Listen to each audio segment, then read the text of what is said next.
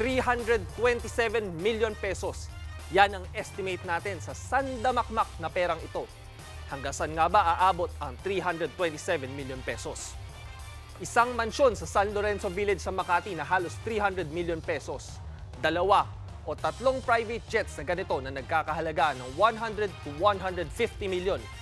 8 Rolls-Royce na nasa 40 million ang bawat isa. At mahigit 650 na European vacations na tig 500,000 pesos. Sana all, taon-taon, nasa Europe. Pero ito ang mas importante mga kapatid. Kaya rin ng 327 million na magpatayo ng 5 malalaking paaralan. Pasweldohin ang 1,000 public school teachers sa loob ng 1 taon.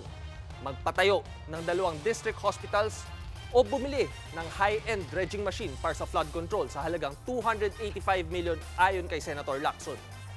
Mga kapatid, huwag kalimutan, pera natin ito. Hindi lang galing sa income tax, kundi pati buwis sa bawat bilihin araw-araw.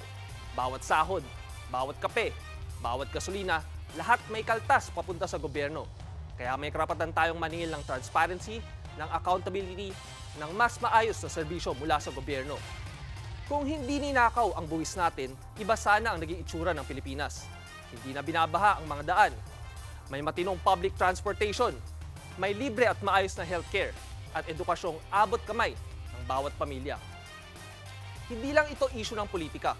Ito ay laban ng bawat Pilipino na araw-araw nagbabayad ng tax.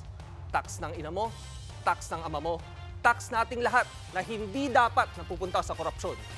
Ako si Edson Guido, bilang Pilipino, bayan ang ipanalo.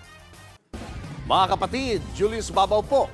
Para sa komprehensibo at makabuluhang balitaan at talakayan, mag-follow at mag-subscribe na sa social media pages ng News 5.